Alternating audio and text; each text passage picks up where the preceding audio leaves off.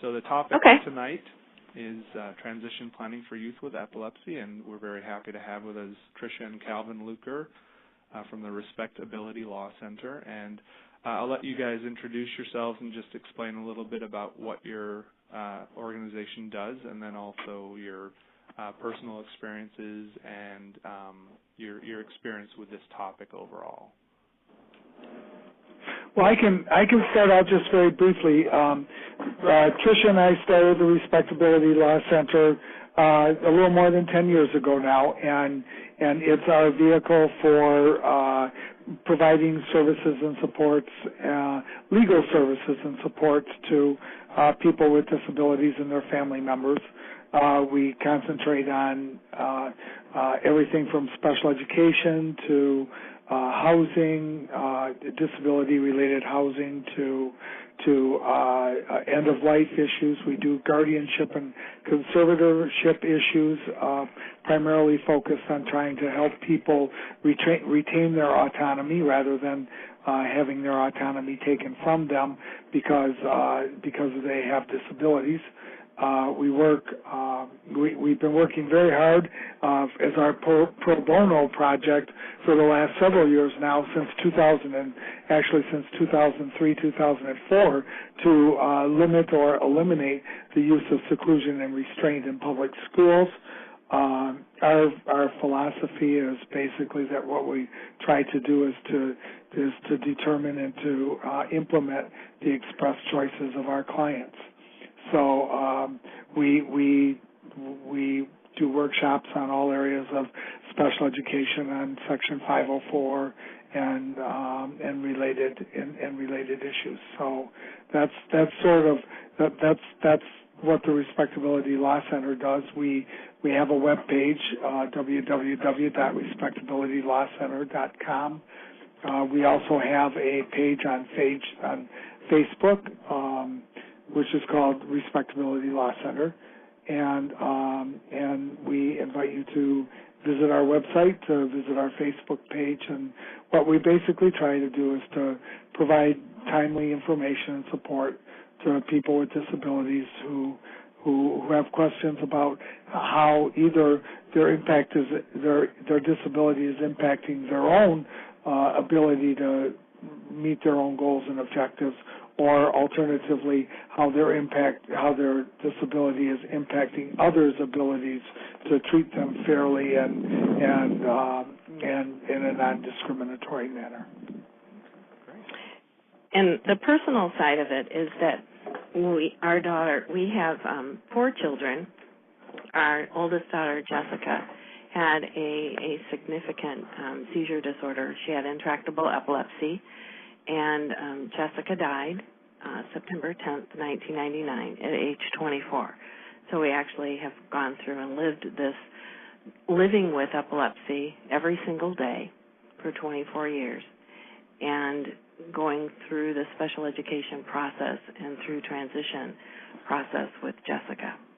And certainly that's what drives our passion for the work that we do, is our own personal experience that we lived and breathed every day with Jessica.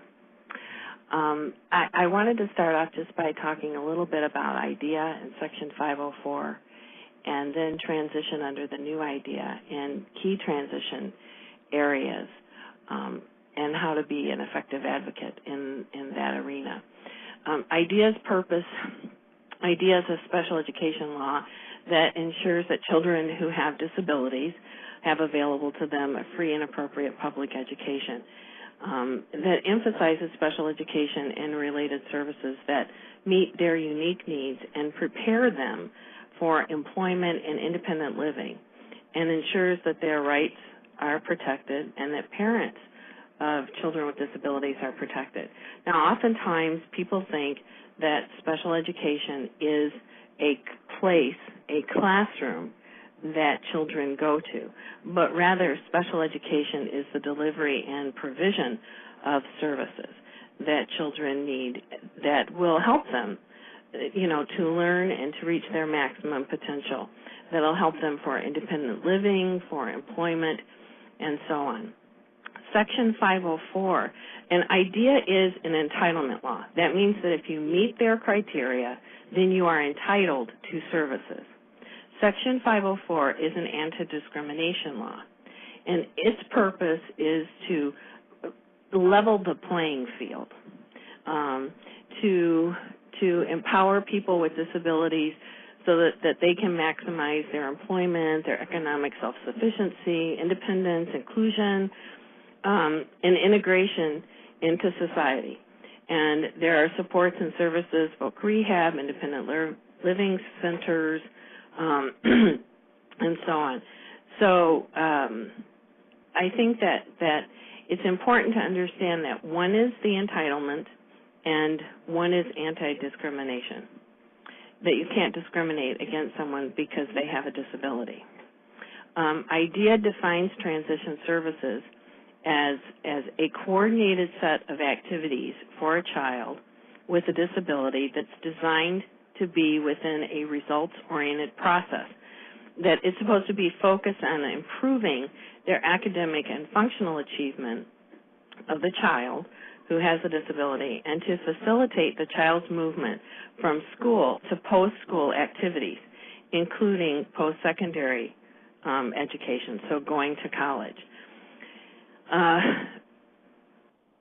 Now Jessica's seizures, our daughter's seizures, and her health issues were fairly significant. But I think, and was it Denise who said that her son is going to college but doesn't have an IEP or a 504 plan right now? Right. Okay.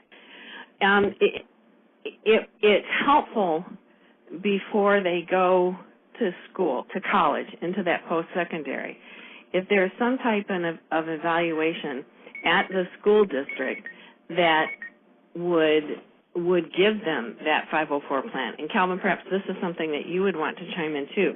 But when you're going to college, you want to be able to say to them, I have a disability and here are my needs. So in college, it's that anti-discrimination.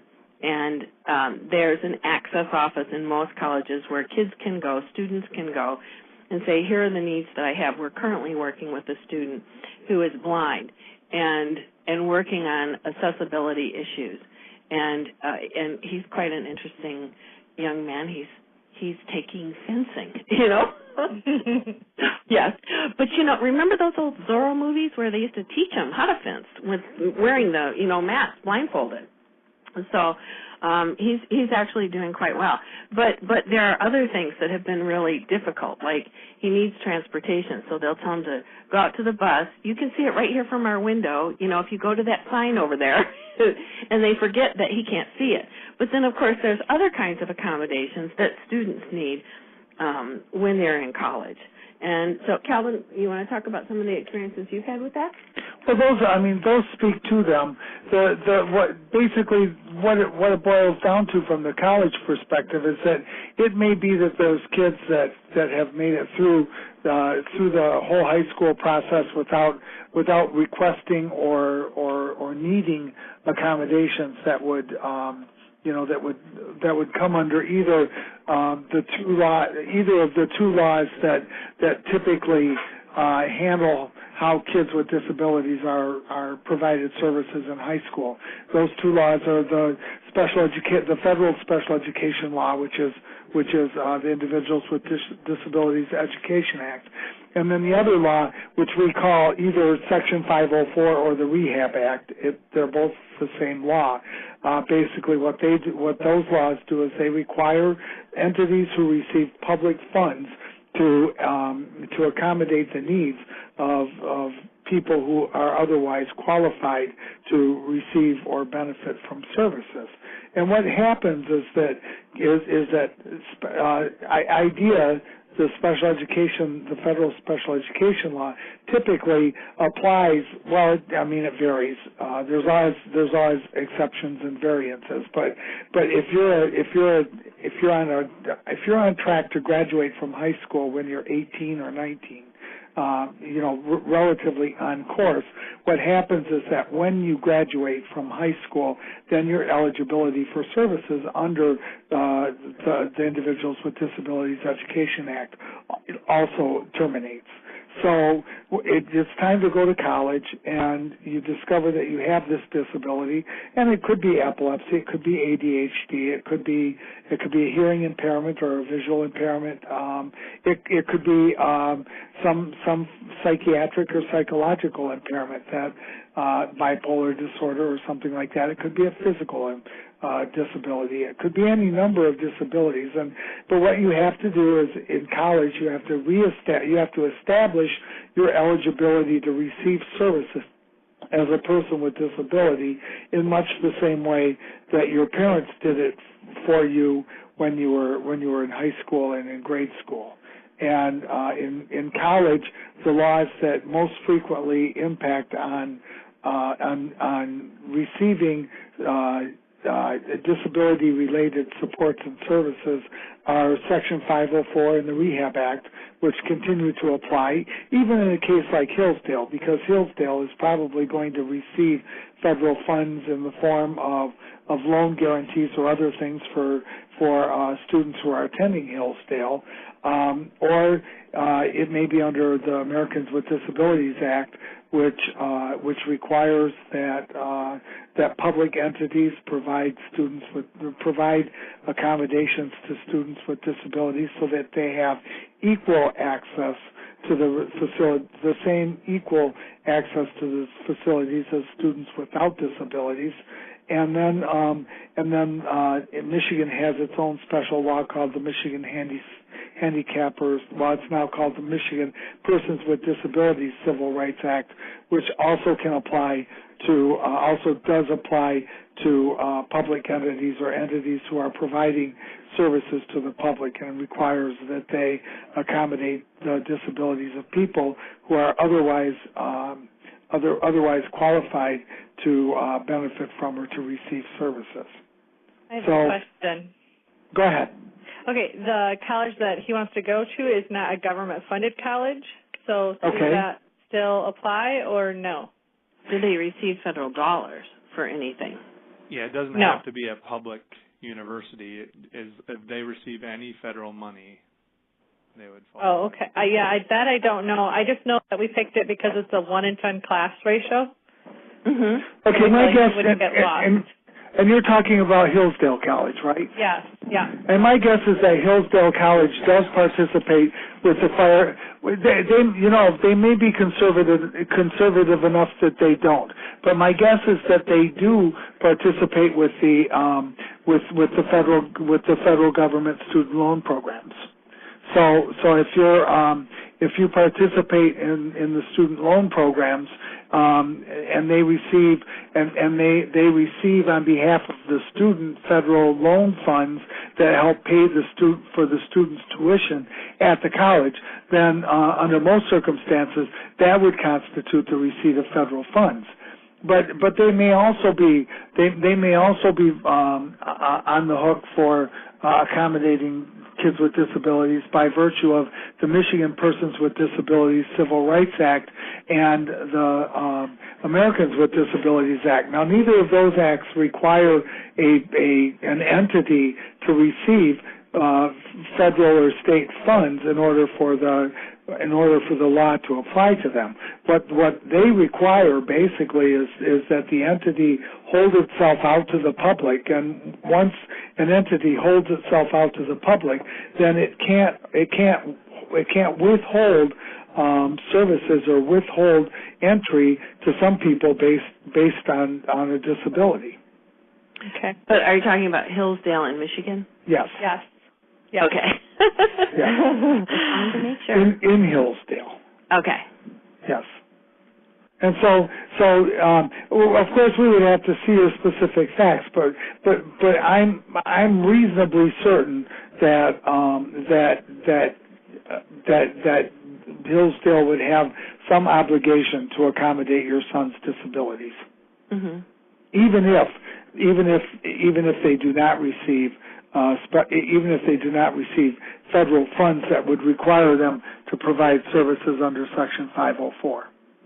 So would they accept a 504 plan or no if they didn't have to? Well, like, I'm going to get this ready for high school. Is this going to help him in college, or you're saying he has to fill out another form when he gets to college, or? It is helpful.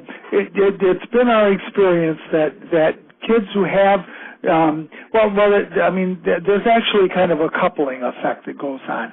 The kids that have either 504 plans or special education plans in high school typically have part of what is required in those plans is a transition plan, and part of that transition plan is focusing on what their needs are for what they want to do after they graduate or move on from high school. And so what those transition plans will do is they already will focus the student and the administrators at the high school level to start looking at what the requirements are going to be for them to receive or to transfer, to using the term loosely, but to seamlessly take the accommodations and the services that they have been receiving in high school and make sure that those same services are available to them in college. So who do you need to talk to get the services? What information do they need?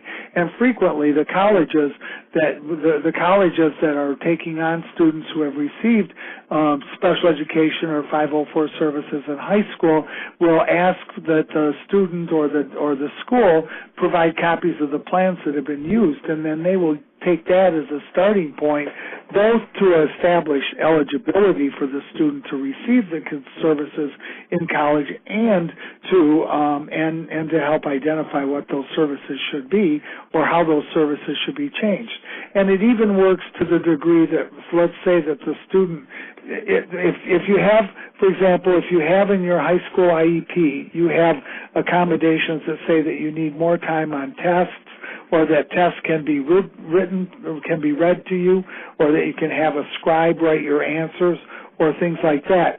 Frequently, what happens is that when you have the national testing agencies like the ACT or the SAT people who are then doing the college prep tests, those same accommodations will apply for the student when the student takes the ACT or the SAT, so that their work and their scores are accommodated when it comes to applying for college.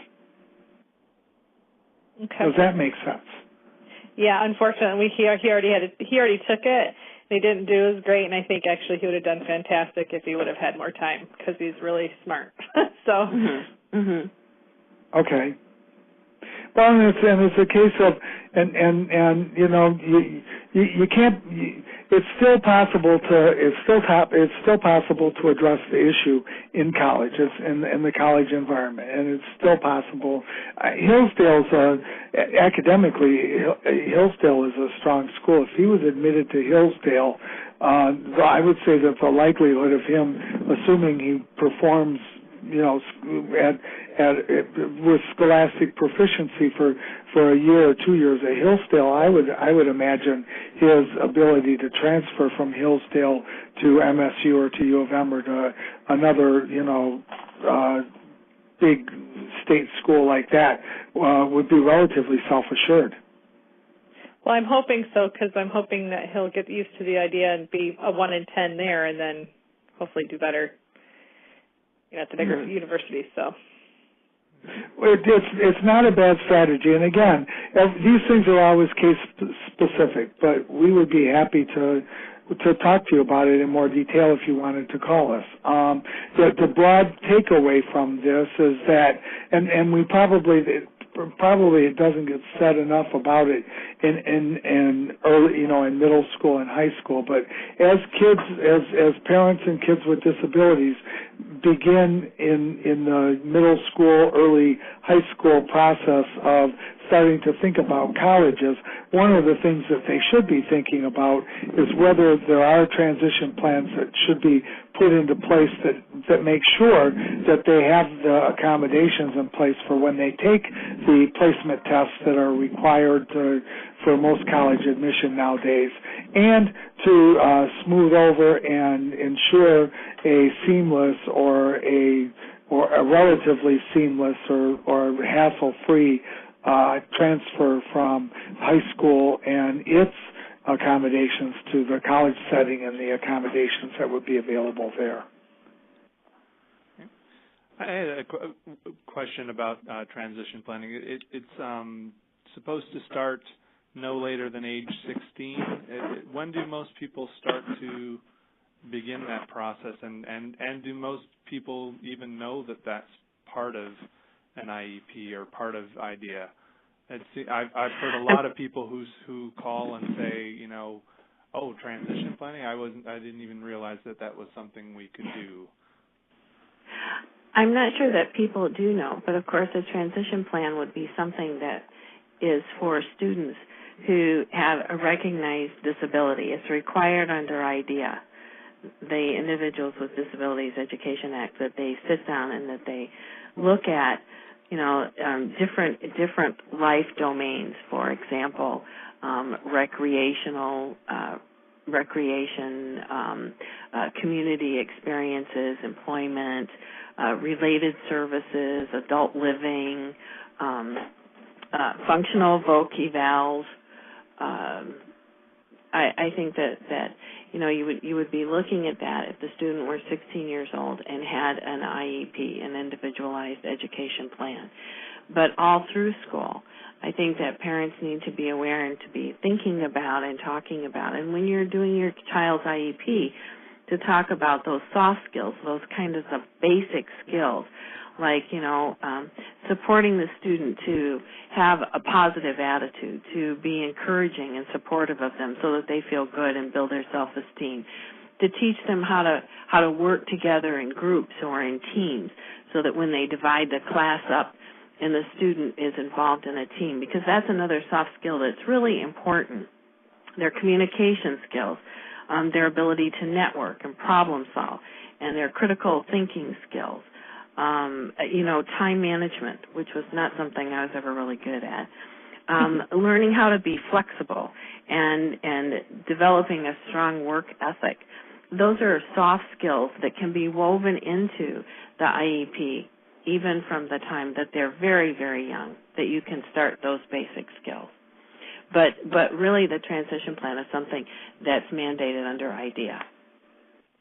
So for a student like Denise's son, who doesn't have an IEP, that wouldn't be something that she could go to the school and say, hey, I want you to do a transition plan.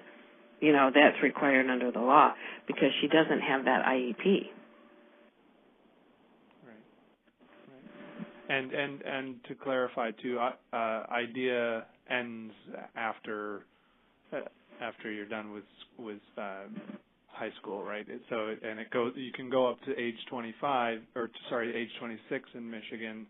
But after that, if you're going to college or any kind of post-secondary education, you then would be looking more at Section 504, correct? Well, yeah. After you have graduated and exited high school, then you would be, or exited the special education arena, then you would be looking at Section 504 or the ADA or the Michigan Civil Rights Act for people with disabilities. However, I think it's important for people to know and to understand that if the student has a disability and they go to school until they're over 18, so before 26 but over 18, that the districts will pay for students to go to community college. You don't have to have a high school diploma to go to community college. They can pay for them to go into a technical school. So what happened is they could walk with their class for graduation. They get their cap and gown. They go through the senior pictures. They do all of the graduation activities. But their diploma is put into kind of what we call escrow, where it's just kind of held off and so that the student receives the benefit and the support services that they need for community college or some kind of a technical training center school. Okay.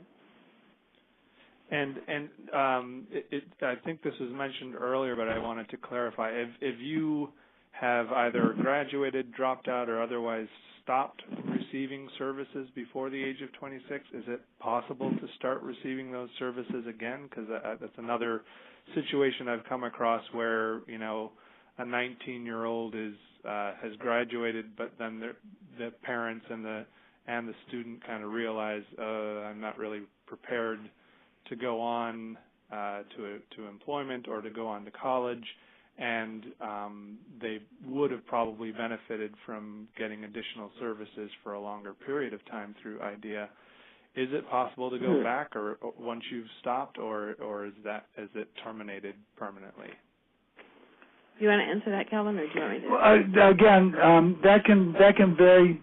That can vary depending on the situation. We've represented students who did receive special education services, and they were given a certificate of completion, and say when they were 22, and they or their parents decided that they really needed to glean more skills before they were really ready to step back into life. And so, in those circumstances, we made the effort. We made the effort to go ahead and return them to the system, and most of the time the districts are willing to do that. They're not unwittingly angry about it. If you explain that there's still a need, then they're willing to look at it. In the case of the student that's received the high school diploma and is looking at college and is concerned, looking at college or trade school or any formal learning experience, the disability rights law doesn't end simply because they got the high school diploma. So what you do is you don't look for special education law as the primary way to address the issue. What you do is then you start looking at if it's an entity that receives federal money, then you look at 505, 504, the Rehab Act. That can apply to anybody, of any age, and the same holds true with the Michigan Persons with Disabilities Civil Rights Act. The same holds true with the Americans with Disabilities Act. So there's no age limit, or there's no top limit in those statutes for people who are entitled to receive disability-based services if their disability qualifies them for it. It's just a case of, okay, you're 24, you got a certificate of completion. The school district just says we don't want to deal with you anymore, and the law is pretty clear that they don't have to. And let's just say, for the sake of argument, they did everything they were supposed to, so you can't go back and challenge whether or not they released you prematurely. Then you look for the other laws. You look for 504, the Rehab Act. You look for the Michigan Persons with Disabilities Civil Rights Act. You look at the Americans with Disabilities Act. And then the other thing that you do is you look at what the school itself has to offer. Most larger schools and universities now do have some form of office that's dedicated to accessibility issues on campus, and using accessibility meaning not just physical accessibility, but also accessibility to content, accessibility to curriculum, accessibility to testing, that type of thing.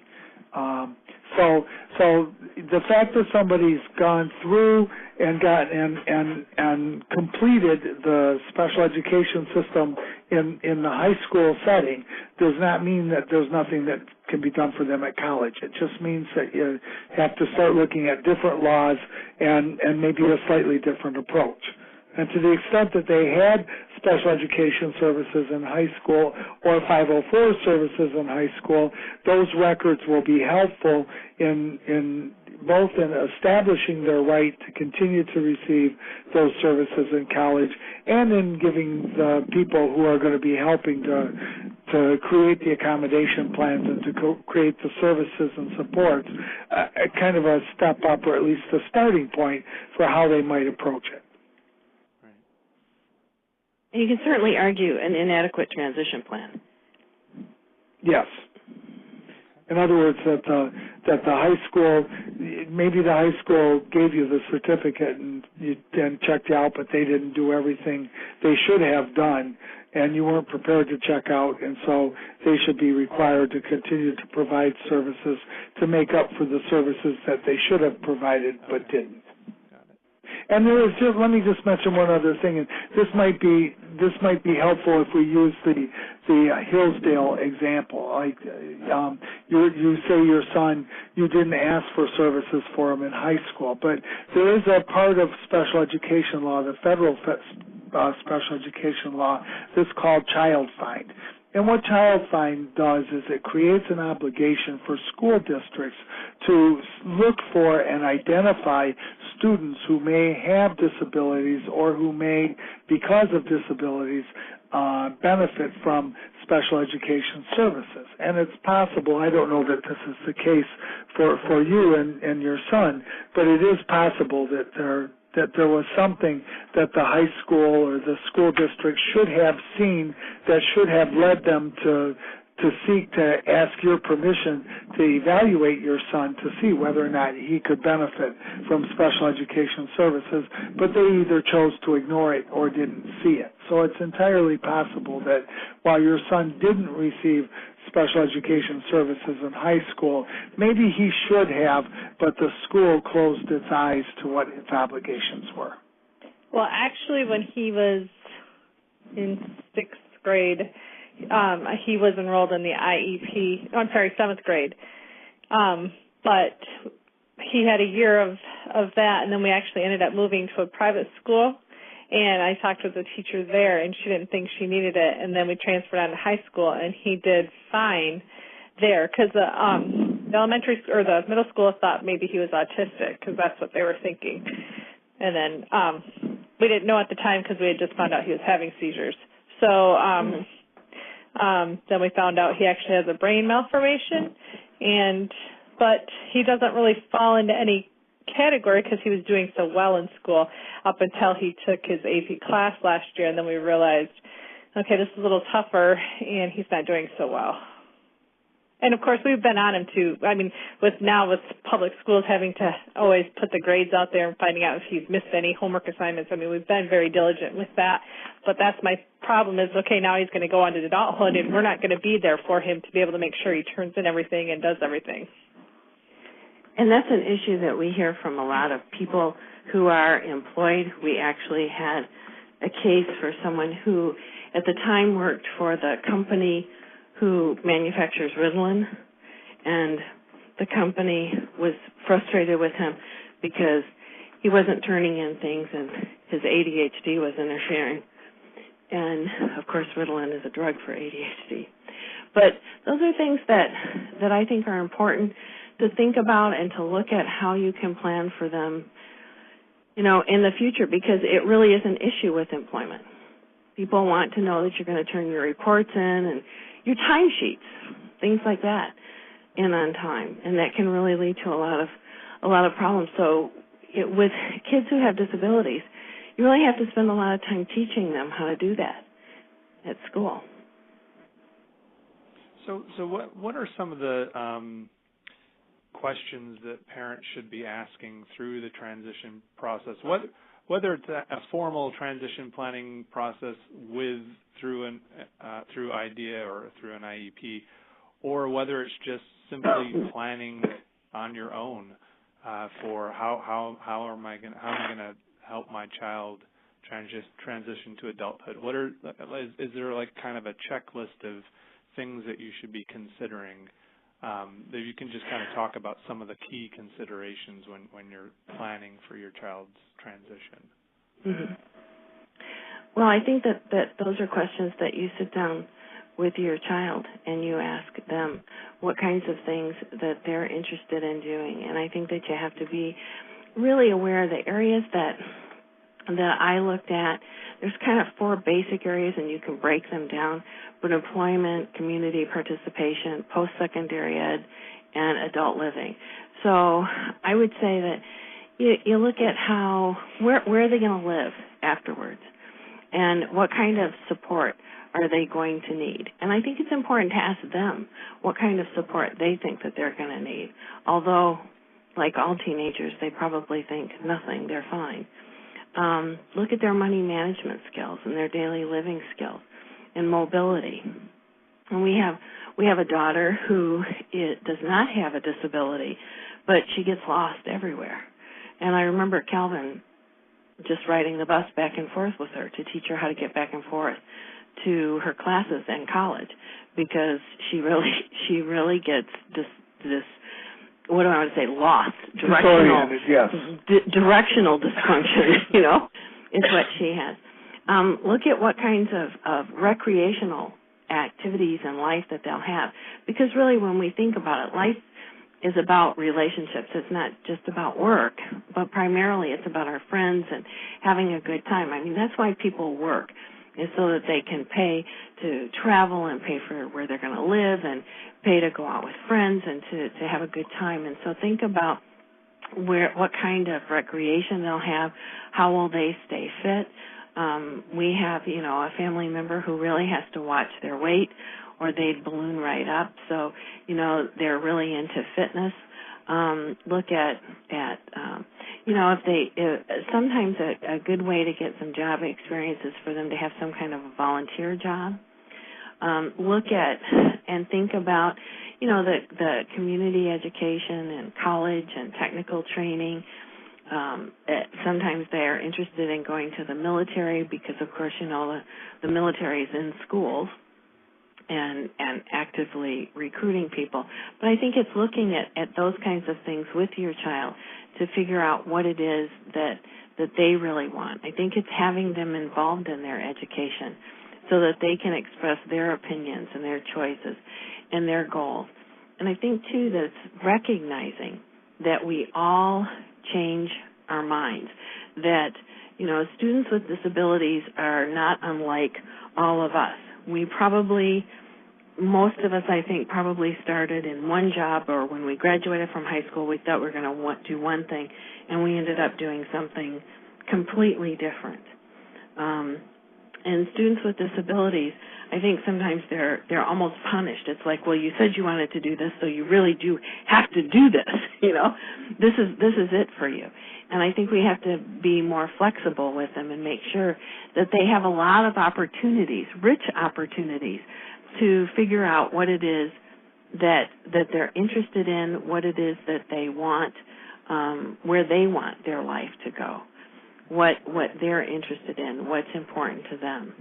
So the first thing I think that you have to do is really spend a lot of time with your child looking at what kinds of things they're most interested in, and then move on from there as you begin to develop a transition plan. It sounds like transition planning should be something that's done with all students, really. I mean, it really should be. Back to my high school years, and there was. I mean, my parents were very much like, we'll support you in whatever you want to do, and just. But I would have certainly liked someone to really sit down with me and think about all of these different areas and what do you want to do in this area, what do you want to accomplish here. What about where do you want to live? What types of activities do you want to do? How's this education going to help you accomplish those goals? Right. All those types of questions, because I didn't really think about it at that age. And you it's right. easy to just get pushed in one direction or just kind of choose a path, and then you haven't really thought about where you're headed. Well, it's so easy to get credit cards.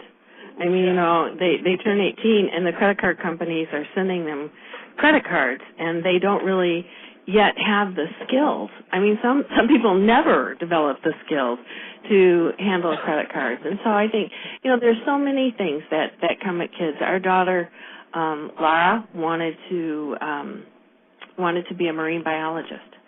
And so she went to Hawaii. That's where she was enrolled in school. And she stayed 4 days and changed her mind and came home. Russ, I was still working with you at the time. And I thought, what a good person I was that I let her live after we spent, all that money. And then she came home, and she enrolled immediately into art history, and that was going to be her major in art history. And she's now a federal agent. And I think back and I think, I'm not sure how marine biology and art history lands her with carrying 2 guns, every day. And having her master's in intelligence analysis. But, I mean, kids with disabilities need to have opportunities like that where they're going to try different things, and they have to find their niche and what they like.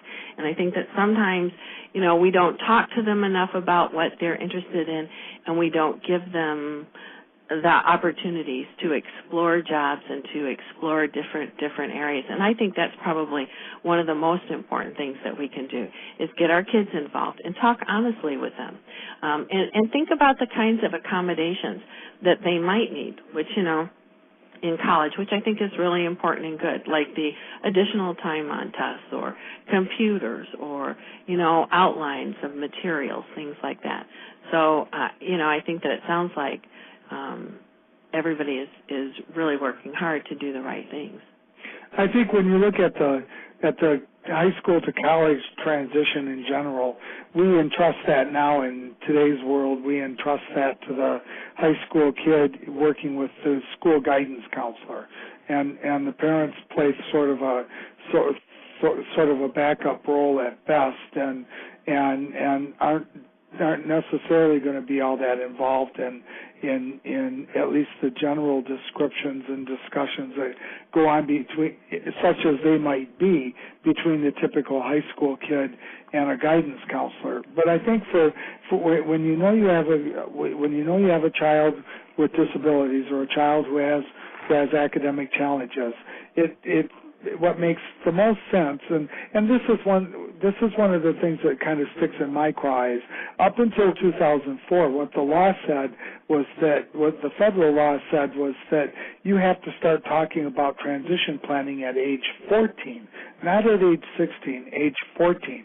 But somewhere Congress decided, we can wait 2 more years before we start talking about it. And what possessed them to do that, I don't know, but they did. So they changed the law. But when you're looking at transition planning for kids with disabilities, and you're talking about transitioning from high school to college, it's useful to look at it in the same way that you look at the planning for in school when the kid was in grade school or in junior high or middle school or in high school. What you're looking at is you're first trying to identify what are the student's needs. What does the student need in order to succeed? And then the second question is, okay, if we've identified this as a need, then what resources or supports should we provide that are going to help meet that need? And so when you're looking at when you as a parent are looking at, okay, now my child's starting to talk about college, and maybe it's OCC, maybe it's Macomb Community College, maybe it's Harvard, but my child is starting to look at college now. It's like Tricia was just saying, what is she or he going to need? Does he have a processing element that means that he reads more slowly than others, or that he needs to process words? Does he have a written expression difficulty that means that he's going to need somebody else to write things for him? Does she need somebody to help her take notes in class? Is she going to need frequent breaks? So maybe be in a situation where she can even be sitting on a couch rather than sitting in the typical chair. All of the things that we use, all of the strategies that we use to try to devise an academic program that helps the student achieve in the K-12 system is equal. The strategy is equally applicable to the post high school setting, to the college, to the university, to the community college, to the trade school setting, to the extent that you're trying to identify needs, and then you're trying to identify what accommodations, what supports, what services will the student need in order to maximize their opportunity to achieve in that setting. And it's helpful to think about and to talk with the students about what do they do well naturally. You know, they're really focused, they're really driven, or they're enthusiastic, and, you know, they're real people-oriented, or perhaps they're really curious. And then also to think about what kinds of things do they need to watch out for. And then, you know, kind of come up with some strategies where they can build on their strengths and some compensatory strategies on the areas that they're not so strong on, and to identify how they learn well. And for the mom, I think it's Tammy, who has the younger kids. Perhaps, you know, you're starting really early because you're making them aware of jobs in the community. And, you know, when we take kids to the fire station, we're saying, oh, look, there's a fireman, and this is what a fireman does, or this is what a policeman does, or, you know, this is what doctors do. So you're starting your vocational training for your kids really, really young, which is really good. And I think that we all do that when we make them aware of that. But I think you need to look at, you know, what their biological and physiological needs are, their basic survival, you know, where they're going to sleep and eat and, you know, be warm and take care of their health, and what are their safety needs, you know, if he has a seizure and he's at college, who's going to watch out for him or take care of him? How are you going to make sure that everyone knows what to do? How do you make sure that he's going to get his medication? You know, are there any other things that might be related to the seizures that people need to be aware of? The social needs, again, you know, about friends, the self-esteem needs, and then actually, you know, helping him to meet his own goals for what he wants that's going to personally fulfill him. I wanted to ask the participants what some of your concerns are, and what the things that you're most worried about, are things you have the most uncertainty regarding, and you know, how you plan to deal with that, and any questions you have related to that. Does anyone want to share some of their personal concerns about their child as they transition to adulthood? I have noticed as my older children have grown and moved out, they themselves have difficulties. When it comes to specifically my younger two, I see a lot of questions as to what their abilities will be and how to plan for those, which is one of the reasons why I'm starting so young. Because I'm not...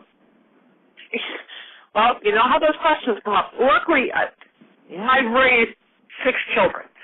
Mm-hmm. 3 of them are out of the home. But if I hadn't had those, I would never have been prepared for the ones that came after.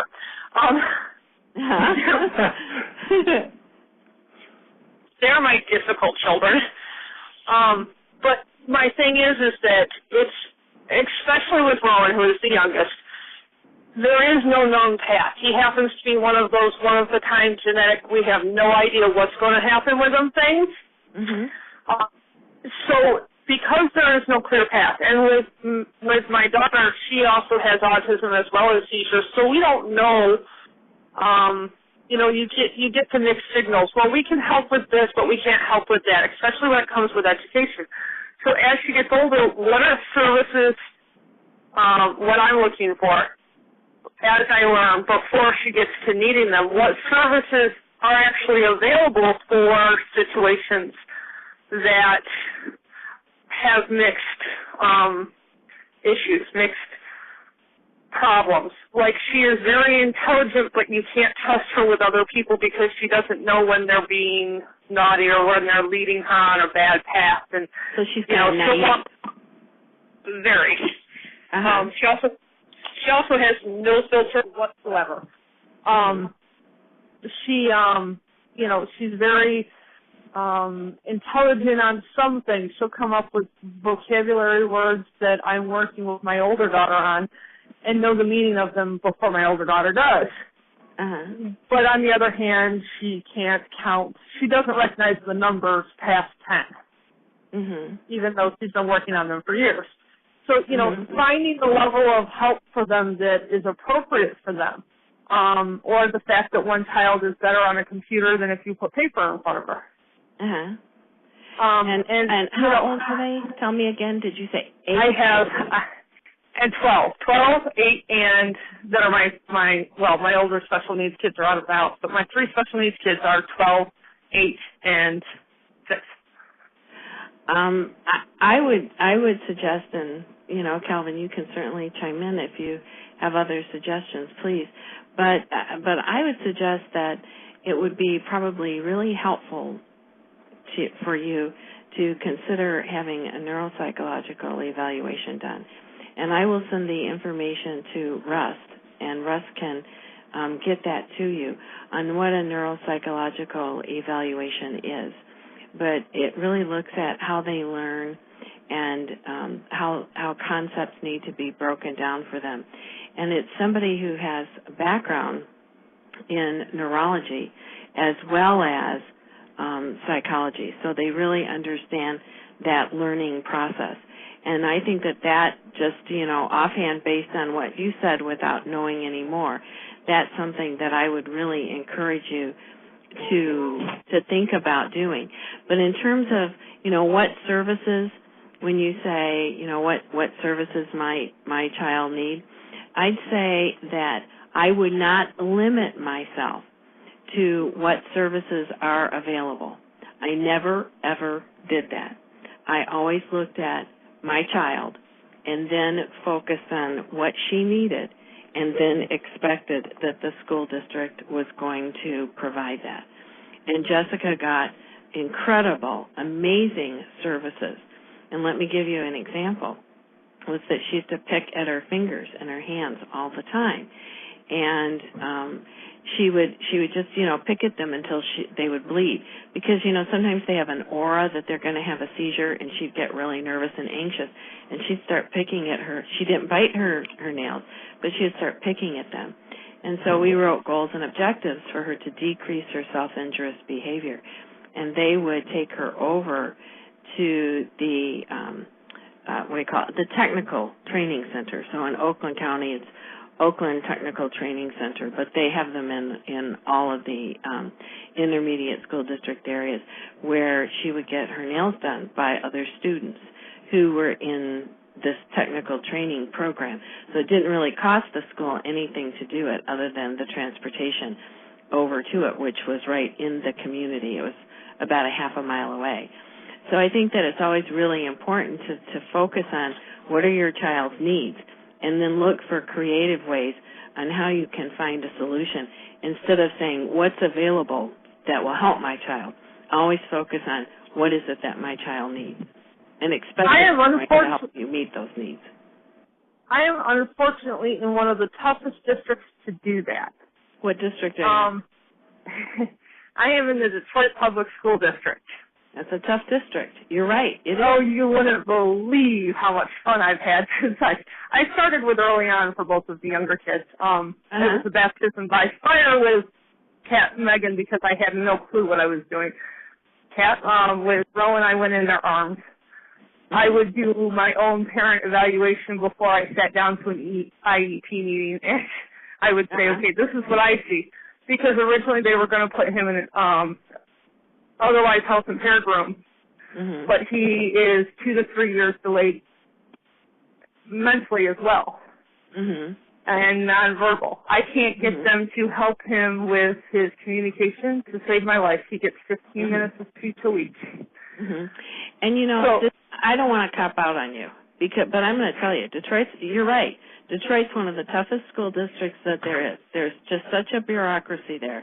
I mean, we have fought with them, really, really gone back and forth fighting with them about providing a $10 step stool for someone who is to be able to get on and off the bus for a little person, someone who has a dwarfism, and them just not wanting to do that. I mean, they just really are pretty clueless. And if I were you, I'd be looking at schools of choice, and I'd get my kids out of there. And I'm just, I'm certainly not trying to, I don't want to be Debbie Downer for you, but it is. It's really tough, and you've got your hands full. And if there's any possible way that you could go to school of choice and enroll them in another school district where, you wouldn't. It's like, the driving is a pain in the neck, and that's a problem, and that's an issue. But having to go to the school all the time and fight all the time is really, it just really wears you down. So you have to decide, what you can do, what's going to be the best for you and for your kids. Right. But it's a tough district. You're right. Near on impossible. Pardon? It's near on impossible. So everything's a battle. Yeah, I mean, I've gone in myself as an advocate, and with Calvin and with other attorneys, and you can say to them, this is what the federal law says, and they say, yeah, but it's not in our handbook. It's like, do you understand federal law trumps your handbook? I mean, they just are really it's really a difficult situation. Yep. And especially with the money crunches that they're having now. Oh, yeah. But I'm glad I'm glad to talk to you and give you ideas and tips and suggestions anytime you want to call. Because that would be awesome. District. It's a tough district, and I'm glad to just, if I have to come out of the office, I'm going to charge you. But I'm glad to talk to you on the phone and answer questions. Excellent. Thank you very much. Absolutely. Great. So, and when you were mentioning, identifying your child's needs rather than looking for available services, I think one of the problems or one of the challenges is that, parents not all parents are education specialists. They don't have a degree in early childhood education or education at all, and don't necessarily know how do you deal with certain problems? Is it all just based on your own personal experience of dealing with it day to day, and here's what works at home? I mean, with certain things, you do need an expert or some outside opinion from someone who has, who specializes in education. Sure. So how do you? Sure, and that's one of the reasons why work for certain types of disabilities, I guess. Mm-hmm. Well, that's one of the reasons why I would suggest going to have the neuropsych done. I think it's particularly helpful for parents who have kids with seizure disorders. I think that, a good neuropsych will provide you with tons of information. And if you get a neuropsych done and you get a 3 or 4 page report, you didn't get a good one. Right. Because it should be pages and pages. But I think that there are things that we all know as parents that we see our children doing. And let's say that you're going to go in and you're going to see the school psychologist, or you're going to get an independent evaluation, which is an evaluation that the school district pays for, but you get to pick who does it. And you're going to go to this evaluator. I think it's really helpful to go in with that assessment that Tammy was talking about that says, my child doesn't hear everything that's being said. My child needs eye contact in order to listen successfully. My child has trouble with short-term memory. My child doesn't remember sequences. My child has difficulty concentrating. As a matter of fact, we have a 150-point list of needs that, I would be glad to send to you, Russ, and that you can distribute to families. It's not an all-inclusive list, but it certainly helps to give families a jump start on how to identify needs. I think another way to identify needs is to do a task analysis and to think about what steps are involved in doing a task and then try to figure out where that process breaks down. So, for example, if it's taking a bath, that's and I'm just, and of course that's not a school thing. Let me think of a school thing that would be a task. Maybe it's going down the slide. They want to play on the slide at recess. And so you might think about, do they know how to wait their turn in line so that it's their turn to go on the slide? Can they go up the stairs? When they get to the top, are they afraid? Can they let go? Do they know how to do the landing when they land? So I think that there's things like that we can kind of do a task analysis, and you can kind of figure out maybe where that process is breaking down for kids. When you think about even writing, and you look at, I have this little booklet that Calvin and I have been working on, and we start off at, do they know in and out, up and down, hot and cold, left and right, soft and hard, above and below, etc., all the way through to can they program the DVD or the DVR, which I'm still struggling with that.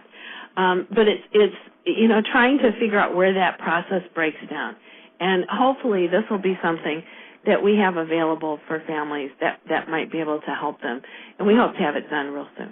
Great. I wanted to just say, like my son is 18, and I'm sure you guys are probably looking at me like, why are you just starting this process now? But when we started, he was, probably 10 when he had his first seizure, and we were never told about the Epileptic Foundation, and this is through the Children's Holland DeVos Center. And then I was never getting any questions answered. I asked for a psych evaluation. They finally gave me one.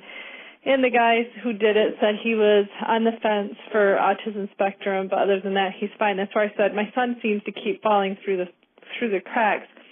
He prior to having epilepsy, I kept telling the doctor, there's something wrong with him. There's something different about him. And he said, well, you're just going to have to accept the fact that he's different. That was the first one. Then he ended up having seizures. And then the first MRI concluded that there was nothing wrong. Second one, they did a deeper image, found out he had a brain malformation. And we went to, now we're going to Spectrum for the adult end of it. And I have asked him repeatedly, what do I do for transition? What do I do? Can he go in a dorm? Will he die? He has nighttime seizures. And all I got was a shrug from the shoulders. And I'm like, this is getting ridiculous. Then finally I brought my mother-in-law, who's a doctor, in with me to this last appointment. And he answered questions and told me about the Epileptic Foundation. And it's like, really? Really? After all this time? I certainly know that I don't think, why are you just starting now? Because I think that having been a parent of a child who has seizures, I know that it changes. Things do change. Jessica had periods of time that, I remember one period in her life when she went 9 months that was seizure-free, as opposed to having, 30 seizures in a month. And I'm talking about the grand mal, tonic-clonic, convulsive type seizures.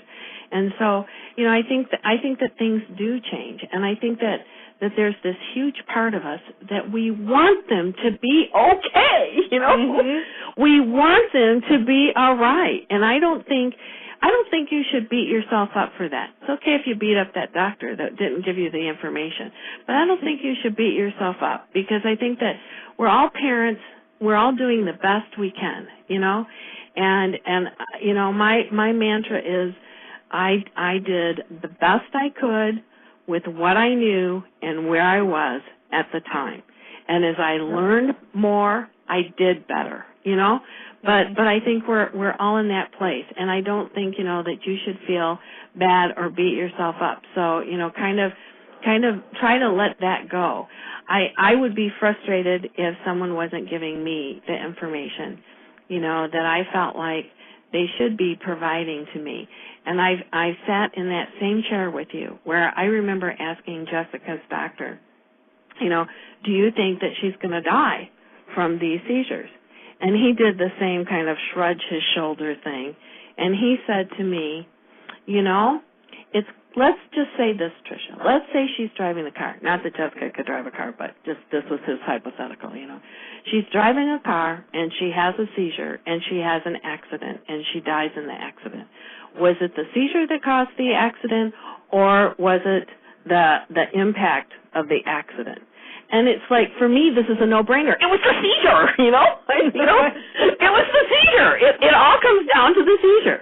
But it was very frustrating, and it was very difficult, you know, to get him to answer questions for me. And, you know, I was not embarrassed or ashamed to do some doctor shopping, you know, and to get other opinions and, you know, to ask questions. And one trick that I learned is, you know, I put my chair in front of the door when they came in. And I would just reassure them that it was not to, you know, to keep them in, although, of course, that was the reason I put the chair in the door. I just said I put the chair in front of the door so that Jessica wouldn't leave the room. Now, that would be hard for you with an 18-year-old.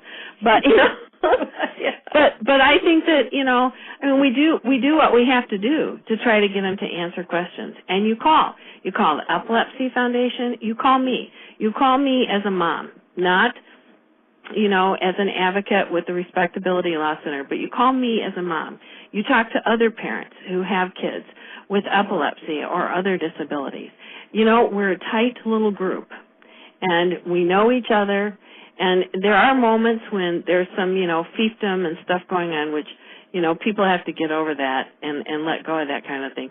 But you call us, and we talk, and we'll tell you what we think.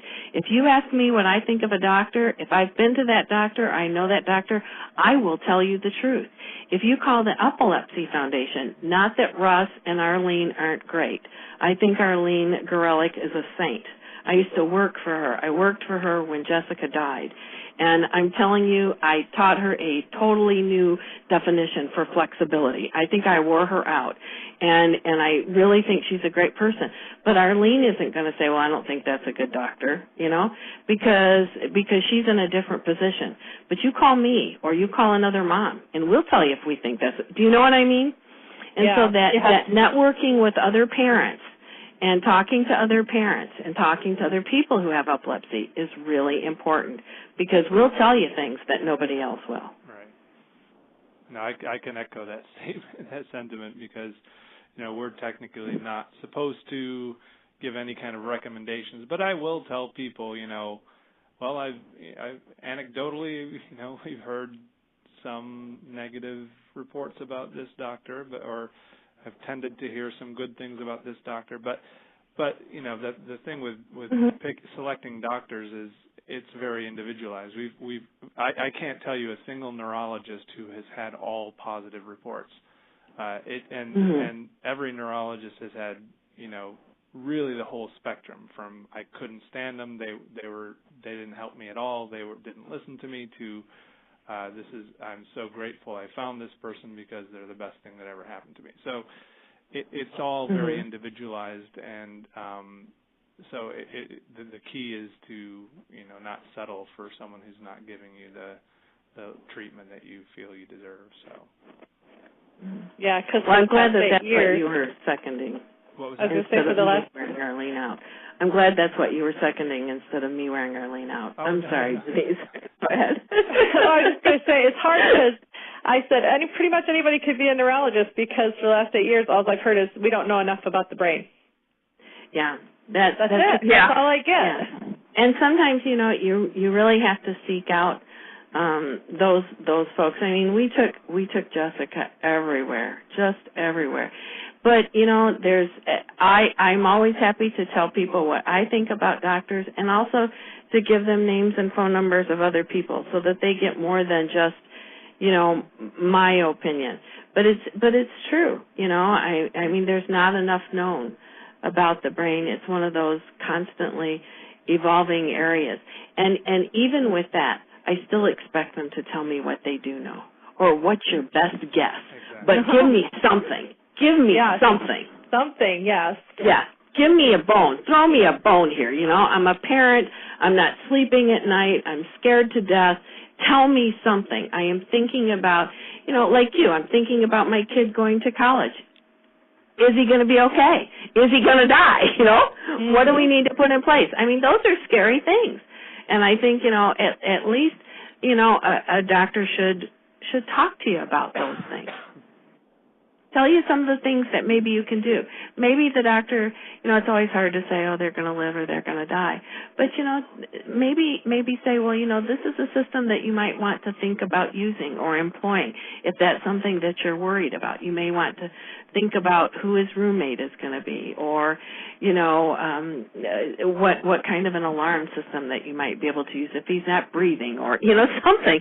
But throw us a bone here. Give us some information. Have a social worker on staff that's going to talk to us and answer questions if he can't. Mhm. Well, that's my concern with dorm life because part of me wants to keep him home so I can always protect him, but the other part is he's not a great social person. He doesn't have a lot of friends, so I want him to go off to college to learn that aspect of life.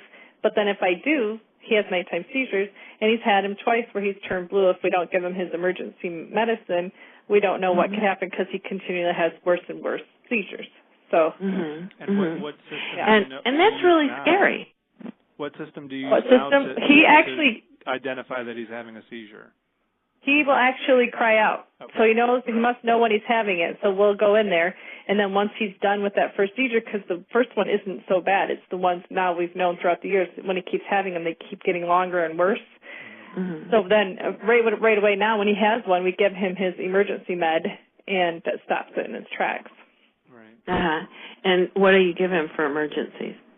The 2 milligrams of, I forget the name of it. Diastat? No. Lorazepam or Ativan? Lorazepam. Okay. Lorazepam. Uh-huh. That's what we give him. And then he actually sleeps because it knocks you out, so. So you wonder what kind of, roommate that he might, have. Is he going to live in the dorm? Is there a family member who might live nearby? And even when you think about the social skills, I mean, sometimes those social skills really have to be something that you teach. I did a lot of work on the positive behavior support for students.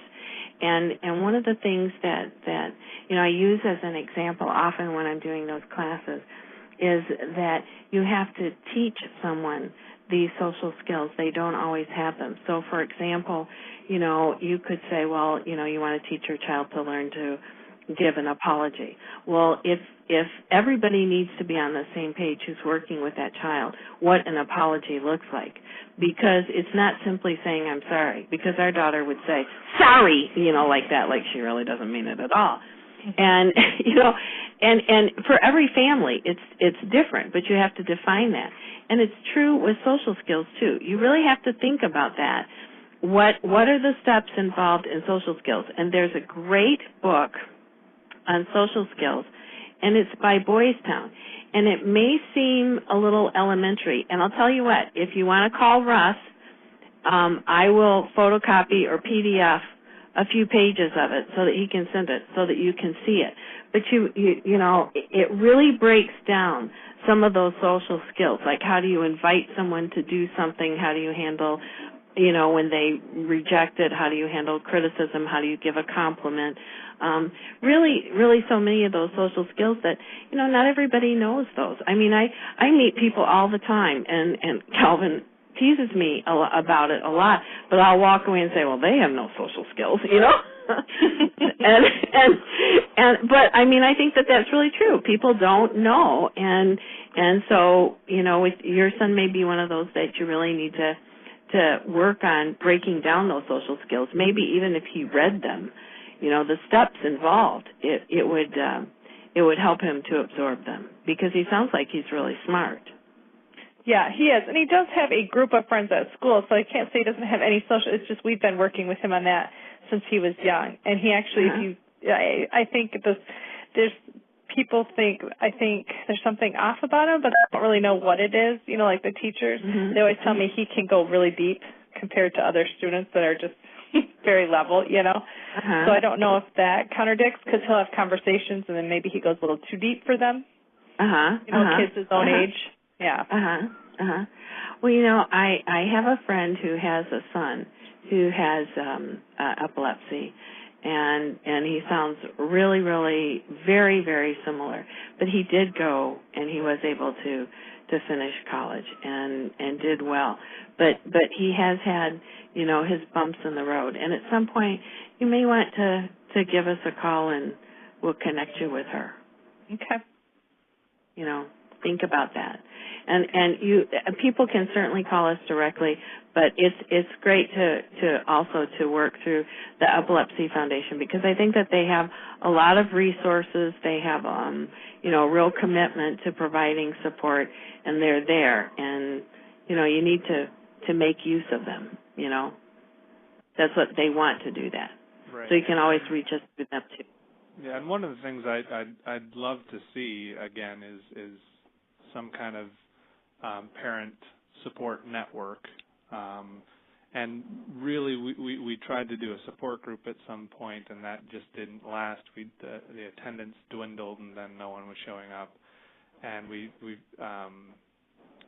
done individual kind of referrals, like, oh, here's someone who you might want to talk to, and that type of thing. But it would be great if there was some regular forum where parents could get together and talk about all of these issues. And for some reason, it's still not, there doesn't seem to be the great demand for it, even though I know there's a need for it out there. So I think one of the things is that sometimes thinks about the support networks as being just an opportunity to bitch, and people are so busy that it's like, if you're going to do something like that, people really want to know, okay, they're coming for a particular reason other than to hear each other complain, I'm coming to learn something. I'm coming to that's kind of achieve why something. We moved to this model of the learning program. Yeah. But, and we'll do whatever we can to help. Yeah, and I just wish, again, more people would get involved in this as well.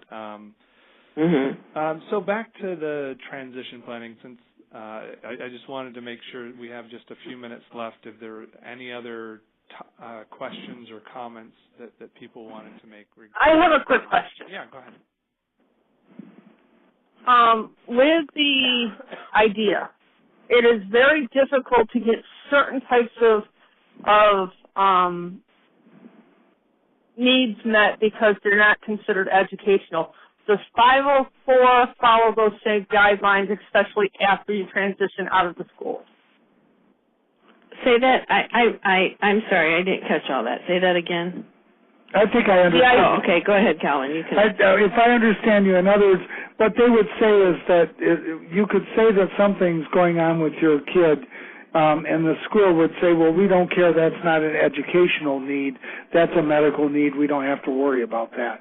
We're only concerned about things that are going on with him that have an impact on his education or his ability to educate himself. Is that what you're saying?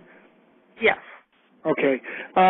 Section 504. In the first place, we disagree with school districts that typically say that, because we think that virtually every disability has some educational component as part of it. So when they say that, we like to fight them tooth and nail, to show them that they're wrong. But aside from that, if you're looking at Section 504, or again, if you're looking at the Michigan Persons with Disabilities Civil Rights Act or the Americans with Disabilities Act, in each instance, what the law is asking in the first instance is the person otherwise qualified with or without accommodations to participate or benefit from the contemplated activity, whatever it might be. Anything from being able to walk into a theater to being able to sit in a classroom and learn, actually participate in a classroom discussion. And the questions that the courts and the people who are attempting to accommodate the disability are supposed to be asking is, how does this disability impact on my ability to have equal access to the programs and services that are being offered, and what must be done to accommodate me so that need can be met. And the only time that an entity is forgiven from accommodating a disability is either if the accommodation would result in a material alteration to the program itself, or alternatively, if the accommodation was not readily achievable. So in the conventional disability law arena, outside of the high schools that like to throw this gobbledygook at you about, well, there's no educational benefit lost here with this medical disability. In the conventional world, including in the college environment and including in the post high school learning environment in general, the obligation to accommodate is based on what the student's needs are and what it takes to meet those needs, and it's not relevant whether or not the disability itself is qualified as a medical disability or some other form of disability. So, for example, if you have if you're being treated for cancer and you're taking a medication that means that you sleep 20 hours a day, well, under the circumstances, and the issue is whether or not you maybe should have your homework diminished, or you shouldn't have to read as much because you're just not as awake as many hours a day as you might otherwise be without this medication. Well, it doesn't matter that the medication has as its primary purpose the alleviation of a medical condition, cancer. It's still an outcome that creates a need that the law would have to accommodate. Does that answer your question? Yes, very well. Okay. All right. Did that help, Trish? Yes. Any other questions? Any other questions? Do you know if there's, help for college with people with disability? Meaning help, meaning financial aid or scholarships, or meaning scholarship accommodations? We have a few scholarships on our website. They're pretty modest, but certainly you can go to our website and look at those, or I can email those to you if you prefer, or email you the link to that from our website. Do you want me to do that? Yes, please. Okay. It's just I just wondered because I also think you should just generically Google free disability-based scholarships, and you might discover that there's lots of them. Free disability, I'm sorry, what? Scholarships? Free disability-based scholarships. Or you might want to even put in college scholarships. Okay. See what that Because it's hard because, they don't really, he can't get a sports scholarship, but he won't be able to get a, you know what I mean, or a educational scholarship probably, with his grades. So... Well, that's one thing you could do now. Now, again, I would expect that Hillsdale has an office that's dedicated to meeting the needs of its students with disabilities. Okay, is this Denise or is this Tammy? Denise. Okay. And your son is the son who wants to go to Hillsdale? Yes. Okay. I am willing to guess that Hillsdale College has an office that has at least one person that's specifically dedicated to facilitating and dealing with disability, disability-related accessibility concerns for their college, for their students.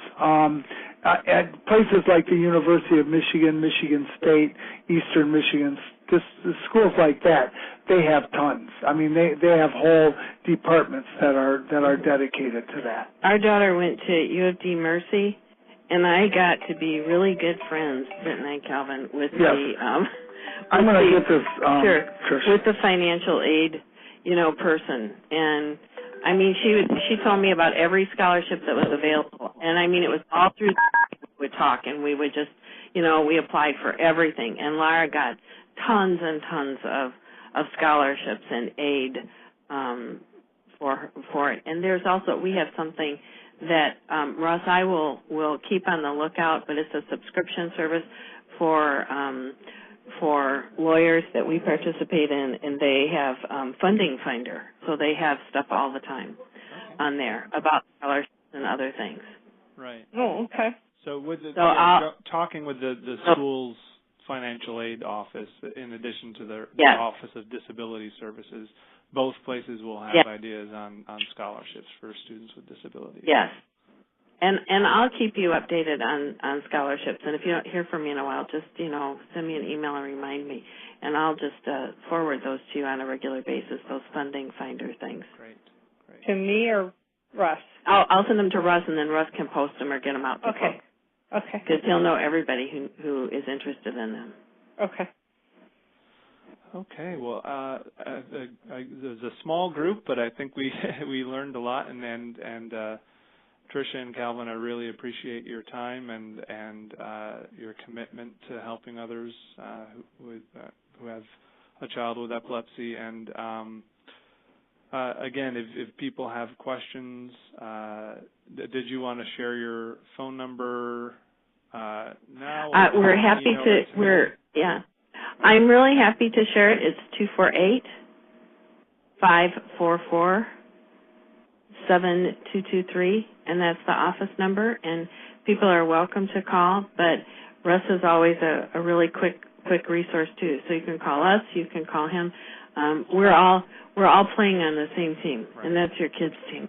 Exactly. And Cindy Hanford, if you haven't spoken with her yet, she's a tireless advocate as well. She will help with IEPs. She'll come do trainings at the schools. If there's a conflict, she will get to the bottom of it. I think she missed her calling. In fact, she should have been a lawyer or an advocate. And we will certainly be to come and do free workshops if they get parent groups together that want to learn. And what Cindy does at the school generally is that she trains them on, seizures and protocol for handling seizures, as well as attending IEP meetings. But if they got a group together, we would be glad to come out and address various topics related to disability and special education from the legal perspective at no cost to the families, but as kind of a goodwill ambassadors for the Epilepsy Foundation. So we greatly appreciate people should feel free to call you and can schedule us to come through you. Okay? Great. Thank you so much. Okay, thanks, everyone. Have a good evening.